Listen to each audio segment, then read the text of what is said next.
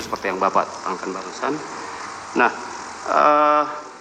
apa konsekuensinya terhadap pembuktian, Pak?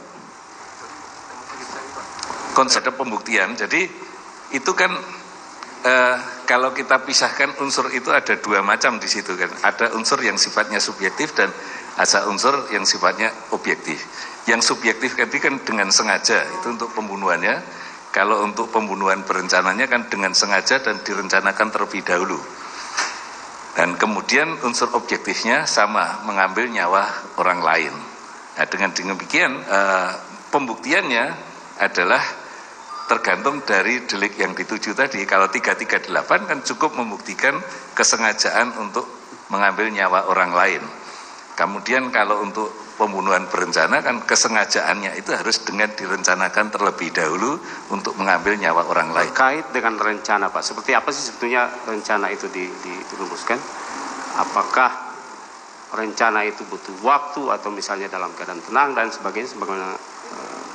Ya, kalau pemahaman ahli, kalau kita dilihat dari riwayat pembentukan dari pasal 340 itu, kita bisa lihat di Memori van Toelechting atau di MVT-nya pada saat pasal itu dibahas, maka kita bisa menemukan bahwa tentang direncanakan terlebih dahulu itu ada satu jeda antara perencanaan dengan pelaksanaan dari tindakan yang direncanakan itu. Hanya waktu itu MVT kan memberikan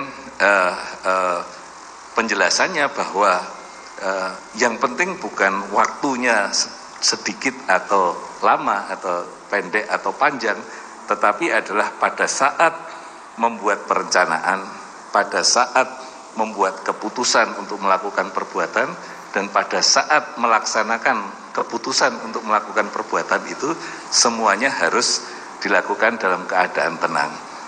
Kalau kita hubungkan dari unsur tindak pidana pasal 340 tadi kan itu masuk di dalam unsur yang subjektif. Dalam keadaan tenang ketika merencanakan, membuat keputusan, dan kemudian yang ketiga adalah melaksanakan dari keputusannya itu semuanya harus dalam keadaan tenang. Nah, dalam keadaan tenang itu kan unsur subjektifnya dari keadaan kejiwaan si pelaku.